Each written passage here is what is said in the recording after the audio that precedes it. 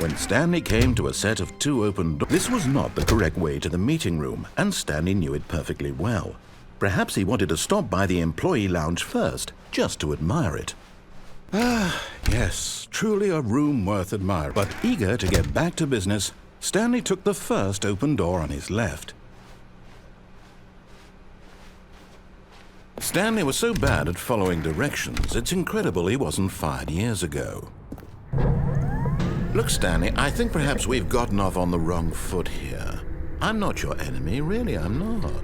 I realize that investing your trust in someone else can be difficult, but the fact is that the story has been about nothing but you all this time. There's someone you've been neglecting, Stanley.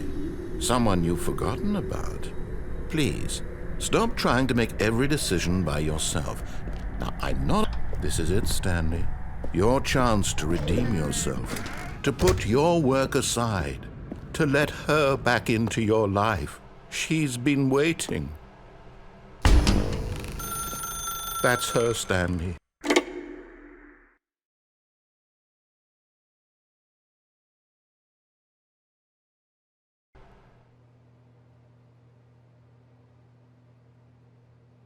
Oh, Stanley, is that you? Hold on, sweetie. Sorry to keep you waiting. I'm just pulling the bread out of the oven. All right.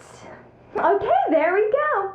All right, now, I want you to come in and tell me all about your day. Gotcha. Oh, come on. Did you actually think you had a loving wife who'd want to commit their life to you? I'm trying to make a point here, Stanley. I'm trying to get you to see something. Come inside. Let me show you what's really going on here.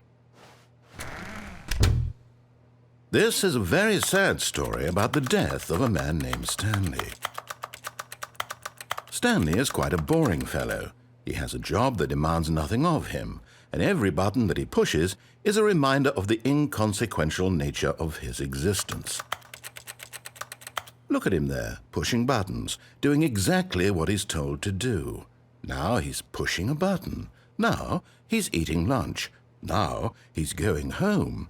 Now he's coming back to work. One might even feel sorry for him, except that he's chosen this life. But in his mind, he can go on fantastic adventures. From behind his desk, Stanley dreamed of wild expeditions into the unknown, fantastic discoveries of new lands. It was wonderful.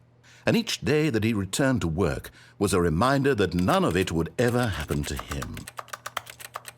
And so he began to fantasize about his own job.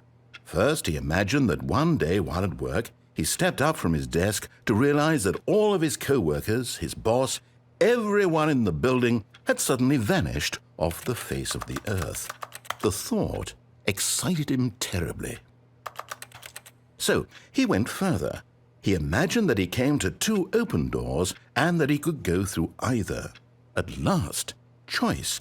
It barely even mattered what lay behind each door. The mere thought that his decisions would mean something was almost too wonderful to behold.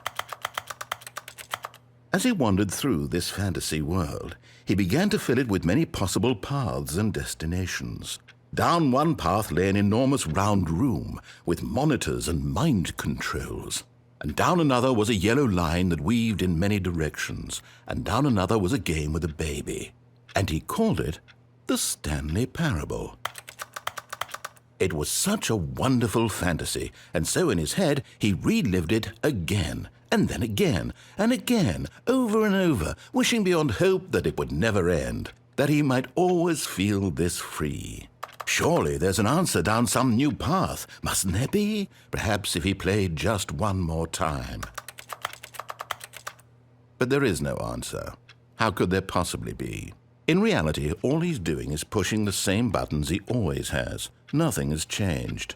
The longer he spends here, the more invested he gets, the more he forgets which life is the real one. And I'm trying to tell him this, that in this world he can never be anything but an observer, that as long as he remains here, he's slowly killing himself. But he won't listen to me. He won't stop. Here, watch this. Stanley, the next time the screen asks you to push a button, do not do it. You see? Can he just not hear me? How can I tell him in a way that he'll understand that every second he remains here, he's electing to kill himself?